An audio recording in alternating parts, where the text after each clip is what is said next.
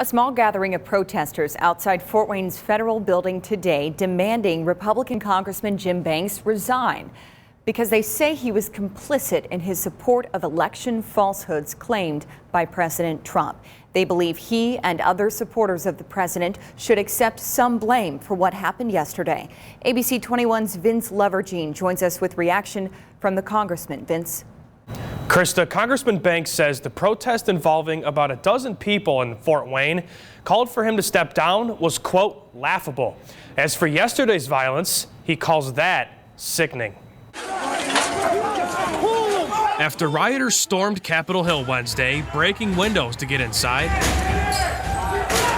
I talked with Congressman Jim Banks by phone while he was on Capitol Hill Thursday to get his reaction. From the bottom of my heart, it was just a very sad moment. He tells me it was a horrifying scene. The congressman says what he saw Wednesday reminded him of something out of Afghanistan when he served in the military. And it reminded me that there are those forces out there who will do whatever they can to disrupt and stop peaceful debate and the democratic process from occurring. Congressman Banks says busloads of people traveled to D.C. from Northeast Indiana to peacefully demonstrate in support of President Trump.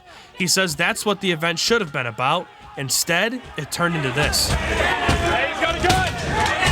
Their actions were despicable. They should be prosecuted. They should be put behind bars for a long time, and they should be made to pay for the mistakes that they caused. In the fort Thursday, a small group of people gathered at the federal building saying Congressman Banks should accept some of the blame for the chaos.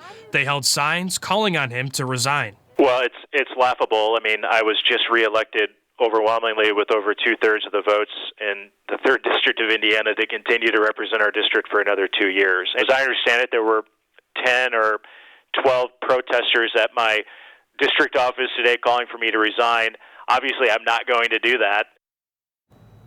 To let you know, earlier this evening, the head of Capitol Police tendered his resignation to the Speaker of the House. Congressman Banks told me he hopes that will lead to better security protocols in the future.